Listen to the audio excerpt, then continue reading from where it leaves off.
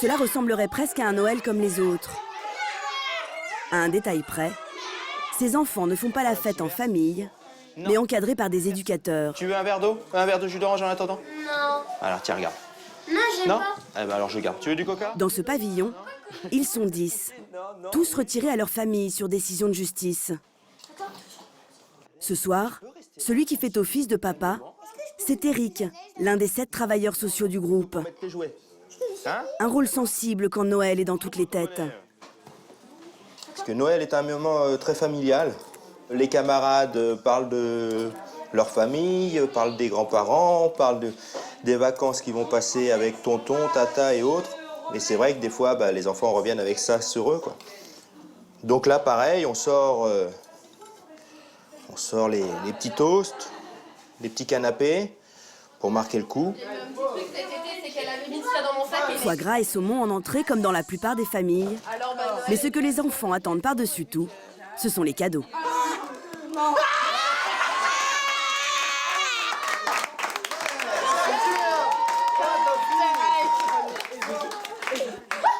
T'avais pas un truc plus viril quand même, parce que, hein.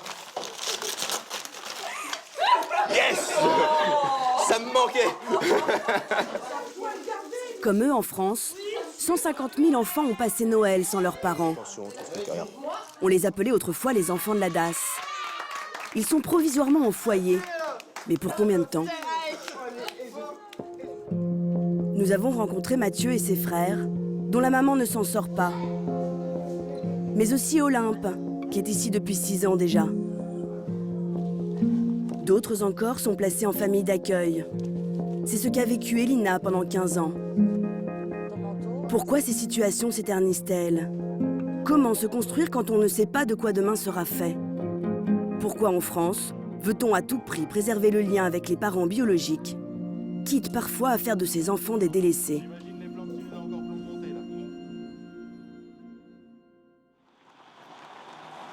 Retour en région parisienne. Des foyers d'enfants, il y en a des centaines en France. Mais celui-ci est l'un des plus beaux. Un château avec ses dépendances, aujourd'hui propriété de la ville. Hé Léo, remonte ton pantalon s'il te plaît. Il est 16 h.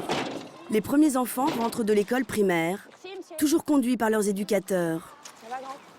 Ils sont une soixantaine à vivre dans ce domaine, répartis par groupes de 10 dans des pavillons. Vous allez vous changer? Vous deux, vous allez vous changer? T'es déjà changé? Alors t'attends là. Je ferme la porte pour toi.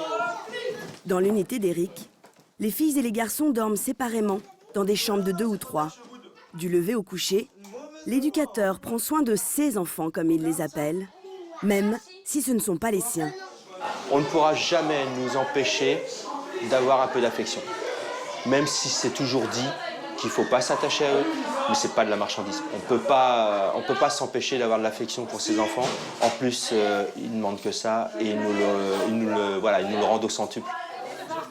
Certains sont arrivés ici à l'âge de 2 ans, d'autres à l'adolescence.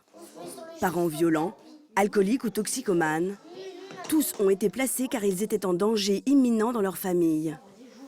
C'est le cas d'Olympe, 11 ans. Cela fait 6 ans qu'elle vit ici. Elle a accepté de nous dévoiler son histoire. Il lui a fallu du temps pour comprendre pourquoi on l'avait séparée de sa maman. Si j'étais par exemple avec mes parents, je serais moins en sécurité. Parce que tu te sentais en insécurité avec tes parents? Bah un peu ouais. Bah en fait je vivais seule avec ma mère parce que mon père il a jamais voulu me voir. Et du coup en fait elle buvait beaucoup, du coup voilà. Qu'est-ce que tu lui dis à ta maman? Tu lui dis qu'il faut qu'elle guérisse En fait je lui dis plus trop maintenant parce que quand je lui ai dit elle me disait oui d'accord, mais elle le continuait toujours donc en gros ça servait à rien quoi. Un placement provisoire qui se transforme donc pour Olympe en séjour longue durée. La fillette restera peut-être ici jusqu'à sa majorité. Pourtant, lorsqu'on lui parle d'adoption, elle refuse d'en entendre parler. Je sais que ma mère elle est toujours en vie donc je vais pas la considérer comme une personne, je sais pas comme une amie ou quoi. Olympe ne voit sa maman que tous les 15 jours pendant 2 petites heures. Mais cela suffit à maintenir le lien. J'en veux 3 volontaires pour mettre, 3 pour débarrasser. Ok? C'est aussi le cas de ce petit garçon placé ici depuis 3 ans. Nous l'appellerons Mathieu. Il a 6 ans. Il a été retiré à sa maman, incapable de l'élever, comme ses 2 grands frères de 8 ans et 10 ans. Eric les a vus arriver tous les 3, très perturbés. Est très renfermé, donc il voulait pas, il acceptait pas aucune autorité. Et alors lui, par contre, c'était la grande énigme. Il ne sort rien, il ne dit rien. Depuis qu'ils sont placés, tous les 15 jours, Mathieu et ses frères ont rendez-vous avec leur mère, Sandrine, 34 ans. Fait rare, elle a accepté d'être filmée. Ses 3 fils vont retrouver le sourire pour quelques heures. Ça. Oh, mon rien. Un moment tendre, rare. Moi, salut. Non, salut. Regarde, attends. Comme ça, je vois où ils vivent et comment ça se passe avec le maître de maison, les éducateurs, et leur quotidien de tous les jours. Je suis contente qu'ils soient là, tous ensemble, les 3 frères.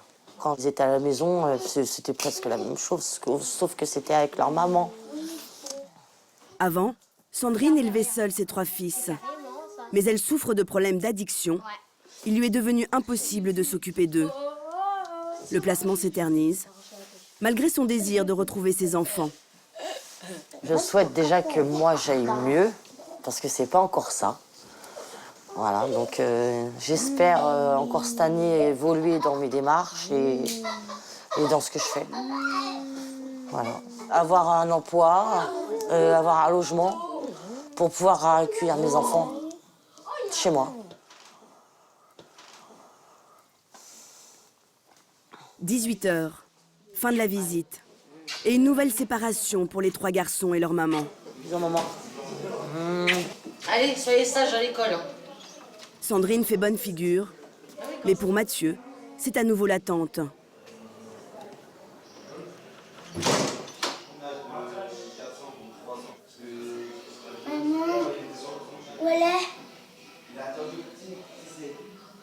En moyenne, les enfants restent placés 3 ans dans des foyers comme celui-là ou dans des familles d'accueil avant de retrouver leurs parents.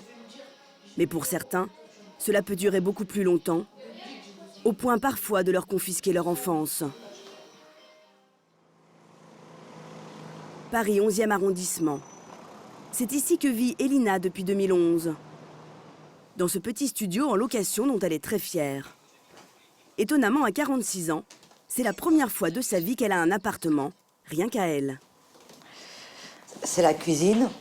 Il y a très peu de choses, juste le strict minimum. Et là, c'est la pièce principale. Mais j'ai tellement besoin d'espace, donc je me suis acheté un armoire-lit. Et franchement, c'est vraiment génial. Ça prend pas de place. Voilà.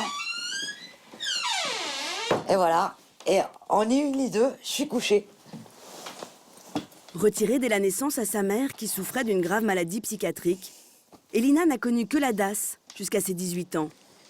Pour elle, l'expérience a tourné au drame. La maltraitance, les viols, la rue. Il lui a fallu 20 ans pour s'en remettre. Le cauchemar d'Elina a commencé il y a longtemps. Dans un petit village de Normandie où elle a accepté de nous conduire. C'est là qu'elle a passé toute son enfance dans une famille d'accueil. Une famille rémunérée pour ce travail, 700 à 1000 euros par mois et par enfant. Une alternative au foyer. Seulement voilà, sa famille d'accueil n'aurait pas été exemplaire. Selon Elina, elle aurait même fermé les yeux sur des abus dont elle aurait été victime. Elina nous emmène dans la maison où elle a grandi. Bonjour. En promenade? Ben oui, je suis en promenade, je passais dans le coin. Ça va? Oui. Ça va? Ça va et toi? Oui. Cette femme a été sa mère d'accueil pendant 15 ans. D'ailleurs, elle l'appelle encore maman. Mais malgré tout, on aimait les enfants qu'on nous donnait. Ouais, je t'ai toujours appelé maman. Toujours papa, maman. Oui. Non, papy. Papy. C'était papy et toi, c'était maman. Mais lorsqu'Elina aborde le sujet sensible des viols qu'elle dit avoir subis, L'incompréhension demeure entre les deux femmes. Ce qui a été horrible pour moi, c'est quand les voisins abusaient de moi pendant des années. Ça, c'est horrible. Pourquoi tu l'as pas dit? Pourquoi tu me l'as pas dit? Ben, Malotte. à 16 ans, quand je te l'ai dit, tu m'as dit « Oui, mais c'est pas de sa faute, il boit ». Tu m'as répondu ça. Et puis après, quand je t'ai parlé de, je vais pas dire le nom, mais les voisins, là, qui étaient à côté, qui m'ont quand même fait passer à la casserole plus d'une fois, et qui, même, rappelle-toi, il était méchant, il me tapait quand on prenait le bus pour aller à l'école. Tout ça, je te l'ai dit avant. Oui, mais je sais, tu veux pas en parler, je comprends. Il faut pas s'occuper de tout ça, hein. Hein, parce qu'on a fini le port, hein. Dès on dit, ça c'est à mettre sous ses pieds, hein. Hein. On ferme la porte. Bon, hein, d'accord, parce que d'accord. c'est pas bon, hein. Bon, ben, je vais peut-être te dire au revoir, maman, quand même. Hein. Ah, ben oui. Bon, écoute, Allez, fais bonne attention chance. à toi, je suis contente de te savoir que tu es toujours en bonne santé. Oui, toujours. Bon, Voilà. allez, Oui. allez, au revoir. Au revoir. À l'époque, Elina ne voyait jamais sa mère biologique, qui l'avait délaissée.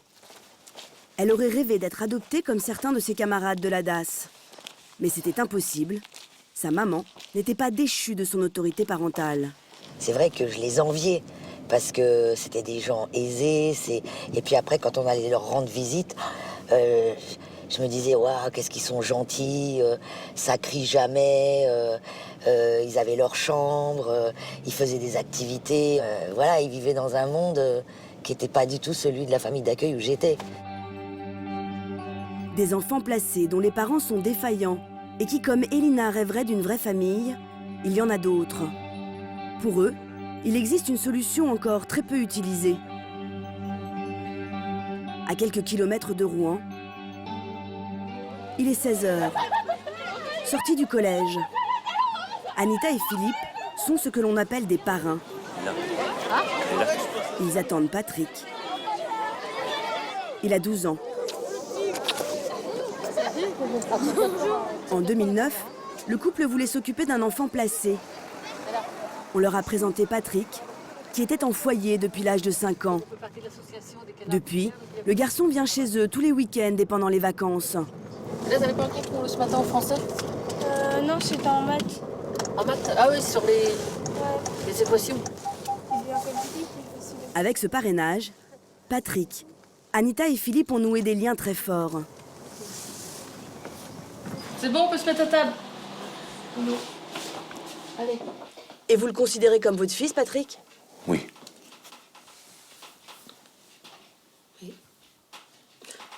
C'est un amour. En réalité, depuis 13 ans, le couple rêvait d'adopter un enfant, suite à la disparition de leur fils unique, Ludovic, mort à l'âge de 20 ans. Notre fils, à l'époque, disait ça serait bien si j'avais une petite sœur ou un petit frère. Quand il est parti... Quand il est décédé, malheureusement... Donc, on a dit, bah, allez, on va faire. Il voudrait pas qu'on soit... qu'on ait rien. Donc, on s'est lancé vers la demande d'adoption. Ne trouvant pas d'enfant à adopter, Anita et Philippe décident donc de parrainer Patrick, qui a toujours des parents. Une formule beaucoup plus accessible et moins contraignante que l'adoption. Et puis, leur histoire à tous les trois a basculé. Il y a 8 mois, la maman de Patrick décède et son père, qui ne le voyait jamais, accepte de se séparer de lui. Il signe une déclaration d'abandon. Patrick sera adopté par Anita et Philippe. Une nouvelle vie qu'ils n'auraient jamais imaginée.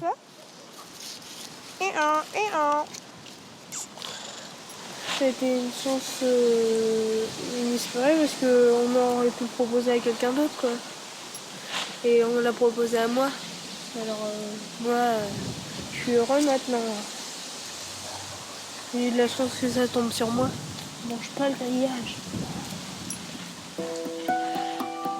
Patrick conservera le nom de ses parents biologiques. On appelle cela une adoption simple. Elle n'est pas définitive et peut être remise en cause en cas de problème grave. Cette formule est très rarement utilisée, alors qu'elle pourrait l'être beaucoup plus souvent.